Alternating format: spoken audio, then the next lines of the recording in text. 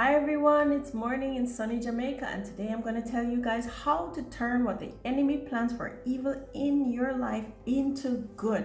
I'm going to show you how to turn things right around. I'm going to start with a little story.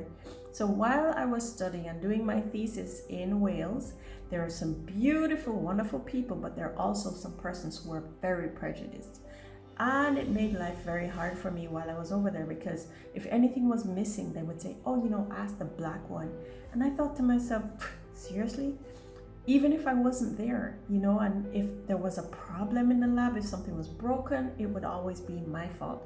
And so that was very distressing for me.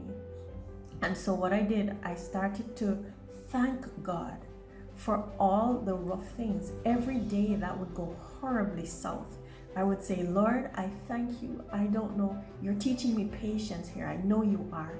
And I thank you for that. I thank you for that, Lord. Thank you for teaching me patience in this. If something else would happen, I would say, Lord, you're teaching me resilience. Thank you, God. Thank you for teaching me resilience. If there was something else, I would say, Lord, you're strengthening me in my inner man. Sometimes I'd even be crying and just saying, Lord, I don't know what I'm learning today, but thank you so much, because I know that you're working things out for my good. I would hold fast to Bible verses like Jeremiah 29:11, and I would say, Lord, I know that you have plans for me, plans to prosper me and not to harm, plans to give me hope and a future and an expected end. And I just know that you're in control of this, so I thank you. Now, let me just tell you, segue right here. There are things the enemy wants to take from you, and he loves nothing more than to get your attention and to get you depressed, downtrodden, and feel like you are failing. Okay? Now, let me tell you something. When you decide to give God the glory for what he's using that situation to do in your life, he moves heaven and earth for you. Now, let me share. There was a time, right?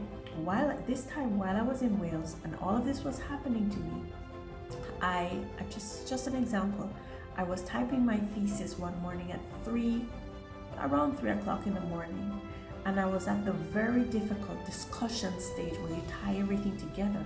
And as I was doing that, my little picking version of typing, where I would just pick with one finger, all of a sudden became, my fingers started flying over the keys like a master typist, 2 hands moving rapidly, to the extent that I had to look down at these hands and marvel and say, oh my goodness, when did I learn to type like this?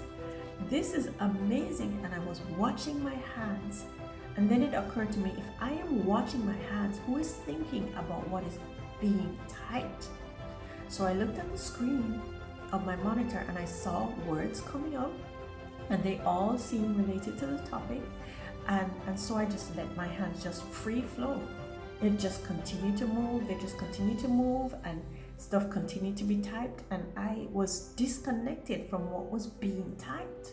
So I observed the whole scene until my hands stopped typing. And when they stopped typing, I said, okay then, well, I'm going to bed. I'm just going to get the last half an hour of sleep. And then in the morning, when I get up, then I'll read and see what was typed.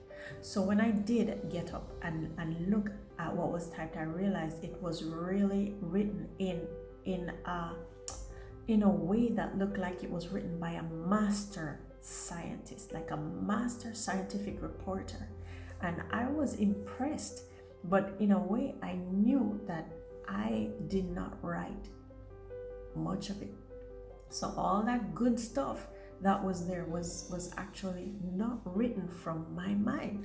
So anyway, I went to the university that day. I showed it to my supervisor, and she looked at it and she said, wow, this is some good stuff. You really knocked this out of the park. And I thought, yeah, I guess I did. But knowing that I did write a small bit of it, but most of it was written by some divine connection that was happening in my favor. So God can make you look real good when you trust him. There was another time in the lab too where there was an experiment that I shouldn't have been able to do. And people tried to do it. It involved DNA, and People tried to do it for so many times before they got it right, and these were seasoned DNA molecular biologists. And here was I, just a doctor, didn't know a thing about DNA, dealing with actual DNA.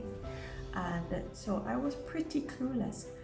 But one day I was in the lab and I just wiped down the counters and started to do the experiment. And when it was done, they said, wow, these are the best DNA samples we have ever seen. The best automated sequencing we have ever seen in this lab. And I thought, who could have done this but God? Anyway, so the point is that I just want you all to know that once you trust God in your storms, and even if you can get yourself to thank God for the storm, knowing that He's working something through that storm to bring things around for your good, then you're going to be amazed by what God does in your life. So don't just listen and file this away somewhere in the recesses of your mind. Try it out. The next hard thing, say, Lord, I thank you. You're building something in me. I thank you. You're working this out for my good. And watch what God does in your life. Bye for now. Till next time.